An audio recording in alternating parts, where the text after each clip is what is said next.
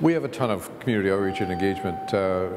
One of our largest ones, of course, is around our seasonal Christmas Carol performance. We do a lot with that, including raising money for the food bank. We've raised $1.2 million for the food bank over the last few years through our Christmas Carol production, which we donate to them. We bring all the children in from the Children's Hospital and the cancer wing, and the doctors and the nurses, and they join us for a performance of the show. We do pay what you can matinees, which allows access to the theatre for pennies or dollars or whatever you choose to donate. We're aligned with the food bank and the Mustard Seed organization, which is an organization to help street people. And we invite them back to the theatre for shows, which allows them to come to great works. They come and see Shakespeare because they want to hear the language, and it puts them in an environment where they're socially mixing with people that they eventually want to be, which is also very good. So we do an awful lot of community outreach.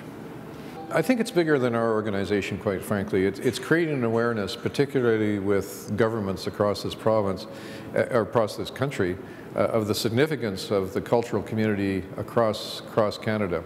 I'm always so impressed in smaller communities, smaller towns outside of Calgary, where they shut down Main Street and they just open it up to artists to come in and do whatever they like. It could be dancing or art display or whatever. In the larger cities, it's more difficult to do that kind of thing, of course, but all of it contributes to creating political awareness about what culture is and what it means to cities, towns, and provinces, and for that matter, federally, all of which will help us in the long run. In our province, over 86% of Albertans say they attend at least one arts performance per year.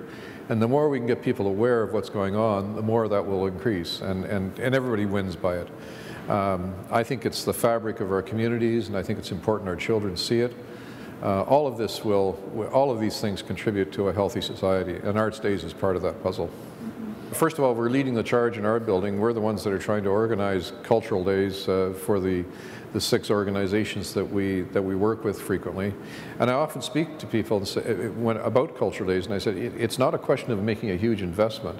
It's a question of making the community aware of what you do. And you can do that quite simply just by inviting people into your studio or whatever it might be, and showing them what you do, or doing a little display on the street or whatever.